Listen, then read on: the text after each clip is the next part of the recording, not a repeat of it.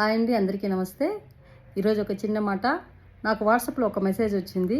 ఆ మెసేజ్ నీకోసమే అక్క అని చెప్పారు. చాలా హ్యాపీ అనిపించింది.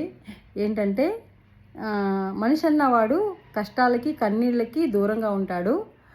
మనసున్న వాళ్ళు ఆ కష్టాలు కన్నీళ్ళు కార్చే వాళ్ళకి దగ్గరగా ఉంటారు. వాళ్ళ కష్టాలు కన్నీళ్ళు తెలుసుకొని వాళ్ళకి సహాయం చేయాలనుకుంటారు. అందులో నువ్వు ఒకదాని అక్క అనేసని చాలా బాగా అనిపించింది.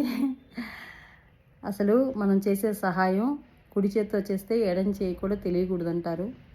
కానీ మనకి ముక్కు మొహం తెలియని వాళ్ళకి మనం సహాయం చేయాలి. ఎందుకంటే మన గురించి వాళ్ళకి తెలియకూడదు, వాళ్ళు ఎవరు అనేసని తెలుసుకొని మనం సహాయం చేయకూడదు. కష్టంలో ఉన్నారా అనిపించినప్పుడు పేదవాళ్ళైతే ఖచ్చితంగా మన దగ్గర ₹1,00,00,000 ఉండాల్సిన అవసరం లేదు. సహాయం చేయాలంటే మనకు ఉన్న దాంట్లో మనం వాళ్ళకి సహాయం చేయాలి.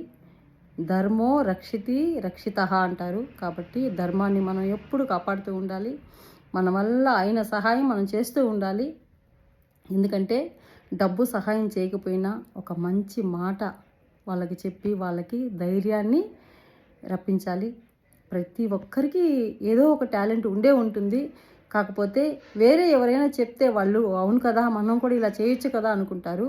ఆ ధైర్యాన్ని మనము నింపాలి. డబ్బు మాత్రమే కాదు, మనిషి మాట కూడా ఒక ఆయుధంగా పనిచేస్తుంది.